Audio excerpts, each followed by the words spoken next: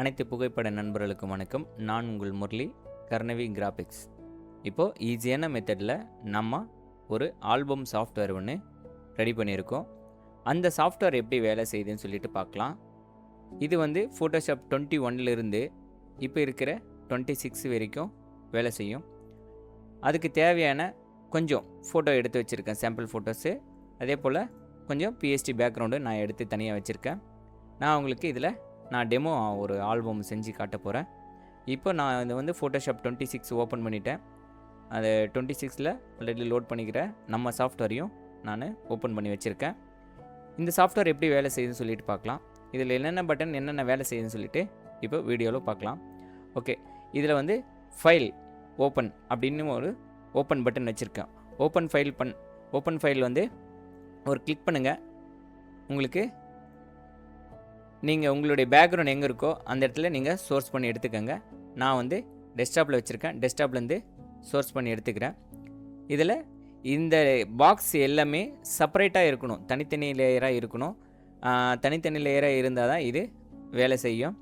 அதே போல் நீங்கள் சிங்கிளாக யூஸ் பண்ணணுன்னால நீங்கள் சிங்கிள் செலக்ட் பண்ணிவிட்டு கூட ஒரு பாக்ஸையும் நீங்கள் செலக்ட் பண்ணிவிட்டு செஞ்சுக்கலாம். இப்போ நான் என்ன பண்ண போகிறேன்னா, எல்லாத்தையும் செலக்ட் பண்ணிவிட்டு செலக்ட் ஃபோட்டோ ஃபில் பண்ண போகிறேன். எல்லா லேயரும் நான் ஷிஃப்ட் பிடிச்சி செலக்ட் பண்ணிவிட்டேன். செலக்ட் பண்ணிவிட்டு செலக்ட் ஃபோட்டோ ஃபில் கொடுக்குறேன். கிளிக் பண்ண உடனே நம்ம பேக்ரவுண்ட் எங்கே ஓப்பன் பண்ணுமோ அந்த இடத்துல வந்து நிற்கும். நம்ம கொஞ்சம் பேக் வந்துட்டு நம்ம செலக்ட் பண்ண ஃபோட்டோஸ் வந்து இங்கே சாம்பிள் ஃபோட்டோஸ் வச்சுருக்கேன். இதில் ஒரு ஹரிசாண்டலும் 3 வெர்டிக்கல் ஃபோட்டோ இருக்குது. நான் கண்ட்ரோல் பிடிச்சிட்டு மொத்தம் 4 ஃபோட்டோ நான் செலக்ட் பண்ணி வச்சுருக்கேன். செலக்ட் பண்ணிவிட்டு ஓகே கொடுக்குறேன். ஒவ்வொரு ஃபோட்டோ அது ஓப்பன் பண்ணிவிட்டு ஹரிசாண்டலையும் வெர்டிக்கலையும் சீரியல் நம்பர் வாய்ஸில் ஃபில் பண்ணோம்.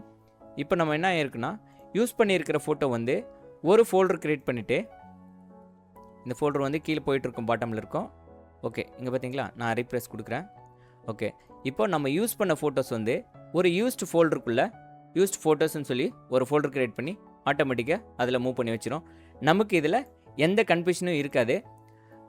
ஆல்பம் பண்ணும்போது மறுபடியும் ரிப்பீட்டட் ஆகாமல் இருக்கும். அடுத்து இந்த ஃபோட்டோ நமக்கு வந்து பிளேஸ்மெண்ட் சேஞ்ச் ஆகணும் அப்படின்னாக்க எக்ஸ்சேஞ்ச் ஃபோட்டோன்னு ஒரு பட்டன் வச்சுருக்கேன். நீங்கள் 2 ஃபோட்டோவும் செலக்ட் பண்ணிவிட்டு எக்ஸ்சேஞ்ச் ஃபோட்டோ அப்படின்னு சொல்லிட்டு ஒரு பட்டன் இருக்குது. அதை கிளிக் பண்ணால் ஒரு சிங்கிள் கிளிக்லேயே வந்து படம் வந்து இந்த ஃபோட்டோ வந்து பிளேஸ் சேஞ்ச் ஆகிடும். அதே பார்த்துட்டு இது வந்து ஸ்மார்ட் ஆப்ஜெக்டாக கன்வெர்ட் ஆகிருக்கிறதுனால இமேஜ் வந்து எக்காரணத்தை கொண்டும் குவாலிட்டி எதுவும் ரெடியூஸ் ஆகாது உங்களுக்கு. ஓகே, அடுத்து இதில் என்ன இருக்குது அப்படின்னு பார்த்தா, உங்களுக்கு இந்த படத்துக்கு ஸ்ட்ரோக் வேணும் அப்படின்னாக்க நீங்கள் ஸ்ட்ரோக் ஆல் லேயர் அப்படின்னு ஒரு பட்டன் இருக்குது. ஸ்ட்ரோக் பட்டனை வந்து நீங்கள் கிளிக் பண்ணுங்கள். கிளிக் பண்ண உடனே உங்களுக்கு ஒரு பேனல் ஓப்பன் ஆகும். இந்த பேனல் வந்து என்ன, ஸ்ட்ரோக்கோட சைஸ், அதாவது ஃபிக்சல், எவ்வளோ ஃபிக்சல் உங்களுக்கு தேவை. நான் ஒரு 26 தெரிகிற மாதிரி வச்சுக்கிறேன். பொசிஷன் இன்சைடு அவுட் சைடு இருக்குது. நான் இன்சைடு ஃபில் பண்ணுறேன். அது வந்து கலர் உங்களுக்கு ஒயிட் வேணும்னா ஒயிட் வச்சுக்கலாம், இல்லை கலர் வந்து வேறு கலர் வேணும்னா பிக் பண்ணிக்கலாம். இது நம்ம ஒயிட் பேக்ரவுண்ட் இருக்கிறதுனால நம்ம என்ன பண்ணுறோம், இதுக்கு ஒரு ரெட் ஸ்ட்ரோக் வைக்கிறேன். ரெட் ஸ்ட்ரோக் வச்சுட்டு ஓகே கொடுத்துட்டு அப்ளை கொடுக்குறேன். இது எல்லாத்துக்கும் நம்ம வச்சுருக்கிற ஃபோட்டோஸ்க்கு மட்டும் ஃபில் ஆகிடும். ஓகே, இல்லை நமக்கு வந்து இந்த ஃபோட்டோஸ்க்கு மட்டும் தனியாக தெரியணும், நம்ம வந்து வேறு ஒரு ஸ்ட்ரோக் வேணும், வேறு கலர் வேணும், இல்லை வேறு திக்னஸ் வேணும் அப்படின்னாக்கா மேனுவல் ஸ்ட்ரோக்குன்னு ஒரு பட்டன் இருக்குது. நீங்கள் மேனுவல் ஸ்ட்ரோக் ஃபில் பண்ணிங்களேனாக்கா அதே சேம் டைலாக் ஓப்பன் ஆகும். நீங்கள் இதில் என்ன பண்ணுங்கள், இந்த ஸ்ட்ரோக்கோட சைஸ், அதாவது ஃபிக்சல் வந்து நான் 100 வச்சுக்கிறேன். பொசிஷன் இன்சைடு வச்சுக்கிறேன். ஸ்ட்ரோக்கோட கலர் வந்து ஒயிட்டுக்கு பதிலாக ஒயிட்டு டிஃபால்ட்டாக இருக்கும். நீங்கள் வந்து தேவையான கலரை வந்து ஃபில் பண்ணுங்கள். நீங்கள் இதில் வந்து நம்ம என்ன பண்ணலாம், நம்ம ஒரு ப்ளூ ஸ்ட்ரோக் மாதிரி தெரியறதுக்காக நம்ம ஃபில் பண்ணிக்கலாம். அப்ளை கொடுக்குறேன். இப்போ என்னாச்சுன்னா, நமக்கு எல்லா லேயருக்கும் ஒரு கலர் இருந்தது. இப்போ நம்ம மேனுவலாக நம்ம ஒரு லேயரை செலக்ட் பண்ணிவிட்டு அந்த படத்துக்கு மட்டும் தனியாக ஒரு மேனுவல் ஸ்ட்ரோக் கொடுத்தோம். இப்போ நமக்கு இந்த படத்தில் ஸ்ட்ரோக்கே வேணாம் அப்படின்னாக்கா ரிமூவ் ஸ்ட்ரோக் கொடுங்க, ரிமூவ் ஆகிடும். நம்ம நார்மலாக செஞ்சு எப்படி இருக்கோ நம்ம வச்சுருக்கிற படத்துக்கு மட்டும்தான் அந்த ஸ்ட்ரோக்கை தூக்கும். மற்ற லேயருக்கு ஸ்ட்ரோக்கோ இது மாதிரி ஏதாவது இருந்தது அப்படின்னா அந்த ஸ்ட்ரோக்கெலாம் தூக்காது. அடுத்து இன்னொரு ஃபைல் ஒன்று ஓப்பன் பண்ணுறேன். ஓப்பன் ஃபைல் கொடுக்குறேன். அதே போல் பிஎஸ்டி வந்து வேறு ஒரு பிஎஸ்டி ஓப்பன் பண்ணுறேன். ஓகே, அடுத்து இதில் நம்ம ஆட்டோ பிஎஸ்டியாக மாற்றி வச்சுருக்கேன். இப்போ நான் எந்த லேயரும் செலக்ட் பண்ணல. அதே போல் தனித்தனி லேயராக தான் இருக்கணும். மெர்ஜி பண்ணியிருந்தால் வேலை செய்யாது. ஓகேவா, நான் என்ன பண்ணியிருக்கேன், பேக்ரவுண்டு மட்டும்தான் செலக்ட் பண்ணியிருக்கேன்.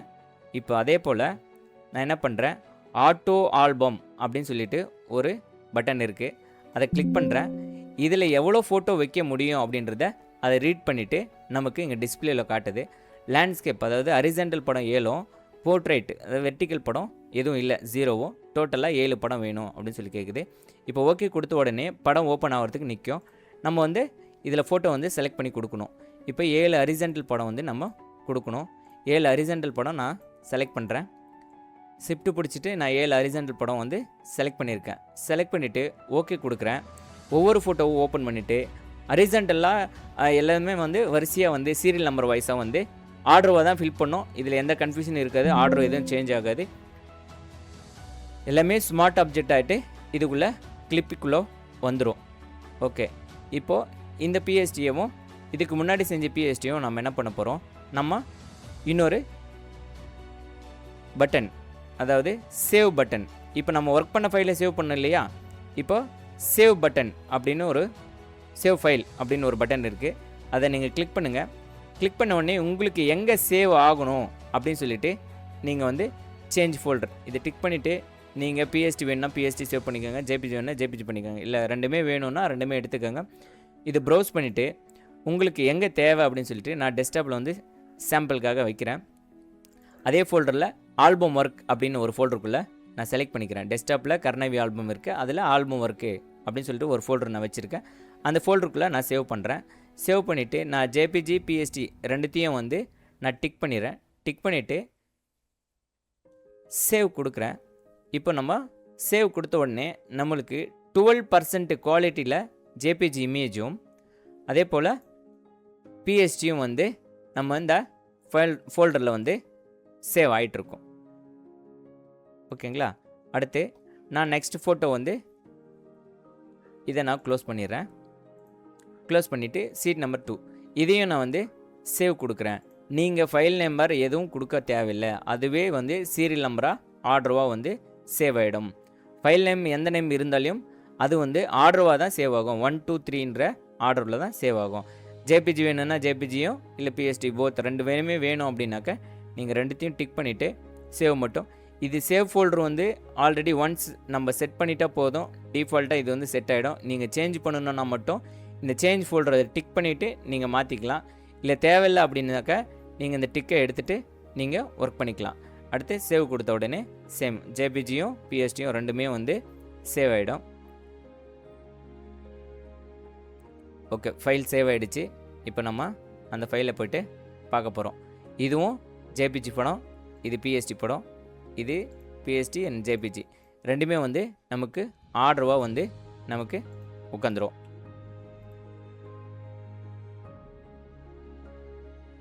ஓகே, அடுத்து நம்ம இந்த படத்தை டெலீட் பண்ணிவிட்டு ஓகே இருந்துட்டு போகுது. இப்போ என்ன பண்ண போகிறோம், நம்ம ரிமூவ் பேக்ரவுண்டை ரிமூவ் பண்ண போகிறோம். இப்போ கட் பண்ணுறது தான் நம்மளுக்கு கொஞ்சம் கஷ்டமான வேலையாக இருக்கும். அது இப்போ இருக்கிற ஃபோட்டோஷாப்பில் ரொம்பவே ஈஸியாக வந்து கொடுத்துருக்காங்க. நான் ஒரு பிளைன் பேக்ரவுண்ட் ஒன்று எடுத்துக்கிறேன். இந்த படத்தை வந்து சிங்கிள் கிளிக்கில் வித் ஹேர் கட்டோட நமக்கு பேக்ரவுண்டை கட் பண்ணி கொடுக்கும். ரிமூவ் பேக்ரவுண்ட் அப்படின்னு ஒரு பட்டன் இருக்குது. ஜஸ்ட் நீங்கள் 1 கிளிக் பண்ணால் போதும், அந்த படம் வந்து ஆட்டோமேட்டிக்காக படம் கட் பண்ணிவிட்டு நமக்கு வித் ஹேர் கட்டோடவே உட்காரும். நீங்கள் இதில் எந்த ஒரு மாற்றமும் செய்ய தேவையில்லை. சின்ன சின்ன கரெக்ஷன் மட்டும் இருக்கும். அதை நீங்கள் உங்களுக்கு தேவையான பேக்ரவுண்டில் வச்சுட்டு நீங்கள் இந்த படம் பேக்ரவுண்ட் ரிமூவ் பண்ணிவிட்டு நீங்கள் அதுக்குள்ளே எடுத்து வச்சுக்கின்னு எடிட் பண்ணிக்கலாம். இதே போல் இது வந்து மாஸ்க் வச்சுருக்கோம். ஓகேங்களா, படம் வந்து அப்படி தான் இருக்கும். நம்ம கட் பண்ணியிருக்கிறது வந்து மாஸ்க் அப்ளை பண்ணிகிட்ருக்கோம். அந்த மாஸ்க்கு மட்டும் நீங்கள் கரெக்ஷன் ஏதாவது வேணும்னா பண்ணிக்கலாம். இது சிஸ்டத்தோட பர்ஃபார்மன்ஸை பொறுத்து இது நேரம் வந்து எடுத்துக்கும். கொஞ்சம் ஹை பர்ஃபார்மன்ஸ் இருக்குது, 16 GB ரேம் இருக்குது அப்படின்னாக்க எடுத்துக்கும். கிராஃபிக்ஸ் கார்டு கண்டிப்பாக தேவைப்படும். நான் ட்ராக் அண்ட் ட்ராப் பண்ணிட்டேன். இதை நான் க்ளோஸ் பண்ணிடுறேன்.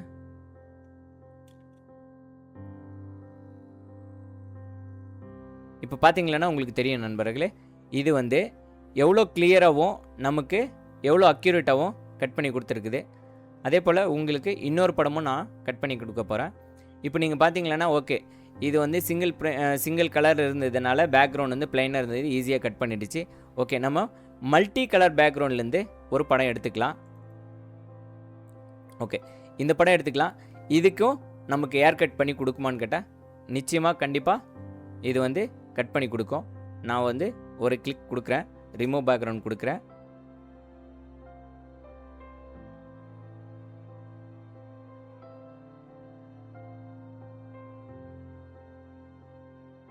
நீங்கள் அவுட்டோரில் இருக்கிற ஃபோட்டோ கட் பண்ணுறதும் சரி, இல்லை இன்டோரில் நீங்கள் எடுத்திருக்கீங்க அப்படின்னாலையும் அதே கட் பண்ணோம். நீங்கள் அதே மாதிரி ஸ்டுடியோவில் எடுத்திருக்க மாதிரினா பிளைன் பேக்ரவுண்டுனா அக்யூரேட்டாகவே வந்து உங்களுக்கு 90% கட் பண்ணி கொடுக்கும். அவுட்டோர் ஃபோட்டோவும் இது ஒரு மல்டி பேக்ரவுண்ட் இருக்குது அப்படின்னாக்க ஒரு சில இடத்துல வந்து பேட்ச் இருக்கும். அதை வந்து நீங்கள் மேனுவலாக அந்த மாஸ்க்கை செலக்ட் பண்ணிவிட்டு நீங்கள் கரெக்ஷன் பண்ணிக்கலாம். ஓகே, இதுவும் நமக்கு நல்லாவே கட் பண்ணி கொடுத்துருக்கு. நான் இந்த படத்தை நான் கொஞ்சம் நவுத்தி வச்சுக்கிறேன். ஓகே, இந்த படத்தை தூக்கி நான் போடுறேன். நீங்கள் பேக்ரவுண்ட்லேருந்து வச்சுட்டு கட் பண்ணுங்கள். அதே போல் இந்த பேக்ரவுண்டுக்கும் அந்த பேக்ரவுண்டுக்கும் வைக்கிறதுக்கும் ஆப்போசிட் கலர் இல்லாமல் நீங்கள் இந்த படத்தோட பேக்ரவுண்ட் எப்படி இருந்ததோ அதுக்கு தகுந்த மாதிரி நீங்கள் வந்து ஃபோட்டோவும் அந்த பேக்ரவுண்டும் செலக்ட் பண்ணிக்கோங்க. இப்போ நீங்கள் இந்த ஃபோட்டோவில் எல்லாம் நீங்கள் பார்த்தாவே உங்களுக்கு தெரிஞ்சிடும் எந்த பேக்ரவுண்ட் வச்சா மெர்ஜ் ஆகுதுன்னு பாருங்கள். தெரியுதுங்களா? இப்போ இந்த ஹேர்லெல்லாம் க்ரீன் ஷேடோ இருக்கிறதுனால நீங்கள் அதுக்கு தகுந்த மாதிரி பேக்ரவுண்டு செலக்ட் பண்ணி செஞ்சுக்கணும். ஆப்போசிட் கலரில் எப்பயுமே வைக்கக்கூடாது. ஓகே, நான் 2 படத்தையும் டெலீட் பண்ணுறேன். அடுத்து ஃப்ரேம் பிட் அப்படின்னு ஒரு பட்டன் இருக்குது. ஃப்ரேம் பிட் பட்டன் என்ன பண்ணணும்னா, நீங்கள் மேனுவலாக பண்ணும்போது ஒருவேளை நான் டெலீட் பண்ணிடுறேன், இதை டெலீட் பண்ணிவிட்டேன். இப்போ நீங்கள் வந்து சிங்கிள் இமேஜ் ஃபில் பண்ணுறீங்க அப்படின்னாக்கா சிங்கிள் படம் கிளிக் பண்ணும்போது இல்லை நீங்கள் மேனுவலாக எடுத்துன்னு வந்து வைக்கிறீங்க அப்படின்னா இந்த ஃப்ரேம்குள்ளே கிளிப்பிங் பண்ண பின்னாடி படம் சின்னதாகவோ இல்லை பெருசாகவோ இருக்குது அப்படின்னாக்கா நீங்கள் ஃப்ரேம் ஃபிட் அப்படின்னு ஒரு பட்டன் கிளிக் பண்ணால் போதும், அது ஆட்டோமேட்டிக்காக வந்து பாக்ஸுக்குள்ளே ஃபில் ஆகிடும். நீங்கள் எந்த பாக்ஸை செலக்ட் பண்ணி வச்சுருக்கீங்களோ அந்த பாக்ஸுக்குள்ளே ஃபில் ஆகிடும். அடுத்து இதே பிஎஸ்டியை நீங்கள் மறுபடியும் வேறு ஒரு ஃபங்க்ஷனுக்கு யூஸ் பண்ண போகிறீங்கன்னா நீங்கள் செலக்ட் பண்ணிவிட்டு ஒவ்வொன்றா நீங்கள் டெலீட் பண்ண தேவையில்லை. நீங்கள் இந்த சீட்டை மறுபடியும் ஒர்க் பண்ணணுன்னா வேறு ஒரு ஃபங்க்ஷனுக்கோ இல்லை ரீஒர்க் ஏதாவது பண்ணணுன்னா நீங்கள் இது பண்ண தேவையில்லை. அதே மாதிரி இதை டெலீட் பண்ணணும், ஒன்றா செலக்ட் பண்ணி டெலீட் பண்ணாமல் ரீசெட் டெம்ப்ளேட் கொடுத்தா ஒரே ஒரு செகண்டில் உங்களுக்கு இதில் இருக்கிற எல்லா படமும் நம்ம ஃபில் பண்ண படம் மட்டும் இதிலேருந்து டெலீட் ஆகிடும். ஓகே நண்பர்களே, இதில் இன்னும் சில அப்டேட்டுகள் உங்களுக்கு அடுத்தடுத்து நான் உங்களுக்கு கொடுக்குறேன். அடுத்ததாக வந்து கான்டாக்ட் இன்ஃபர்மேஷன், இது வந்து நம்மளுடைய டீட்டெயில்ஸ் இருக்கும் நண்பர்களே. வீடியோ பாருங்கள், பார்த்துட்டு கண்டிப்பாக கால் பண்ணுங்கள். Okay, thank you.